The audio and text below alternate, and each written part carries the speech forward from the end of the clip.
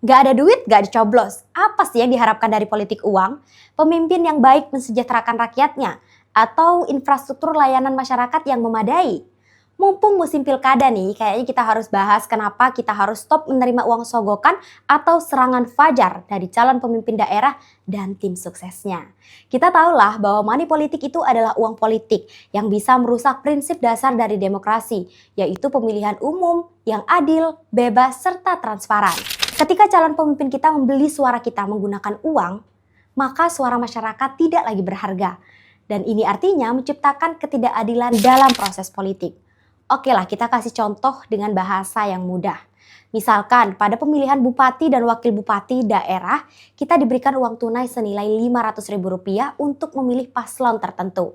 Hal ini sama aja seperti kita menggadaikan waktu kita selama 5 tahun yang banyak menuai dampak berkepanjangan dan memburuknya kondisi ekonomi sosial masyarakat. Seperti kualitas pemimpin yang buruk karena calon yang menggunakan praktik money politik seringkali lebih fokus pada pengembalian modal dari dana yang dia keluarkan dibandingkan dia fokus untuk melayani masyarakat atau melayani kesejahteraan masyarakat. Hal ini mengarah pada pemimpin yang tidak kompeten dan ujung-ujungnya korupsi, yang hanya mengejar kepentingan pribadi dan kelompoknya bukan untuk kesejahteraan masyarakat. Yang kedua, pembangunan akan terhambat karena prioritas pembangunan menjadi tergeser. Proyek publik seringkali tidak dilakukan dengan benar karena pemimpin yang terpilih tidak memiliki niat tulus untuk meningkatkan kesejahteraan rakyat. Apakah masyarakat puas? Tentu tidak, karena praktik money politik ini menghasilkan kekecewaan di kalangan masyarakat ketika harapan mereka tidak terrealisasi. Dipenuhi janji-janji yang disebar kemarin tidak kunjung direalisasikan karena pemimpin tadi yang terpilih tidak memiliki niat tulus untuk meningkatkan kesejahteraan masyarakat. Apakah masyarakat puas? Tentu tidak, karena praktik money politik ini menghasilkan kekecewaan di tengah masyarakat kita ketika harapan tidak sesuai dengan ekspektasi. Janji-janji yang disebar kemarin-kemarin tidak terrealisasikan.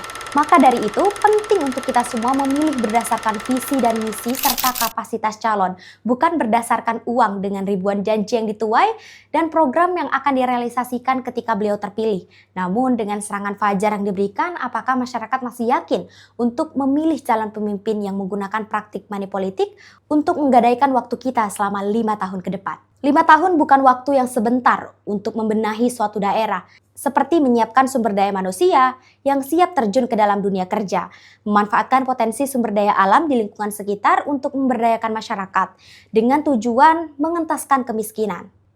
Jadi, yuk berhenti untuk menerima serangan fajar dan mulai membangun kesadaran akan partisipasi masyarakat untuk politik yang aktif dan juga kritis. Stop terima serangan fajar dan kenali figur pemimpinmu dengan baik.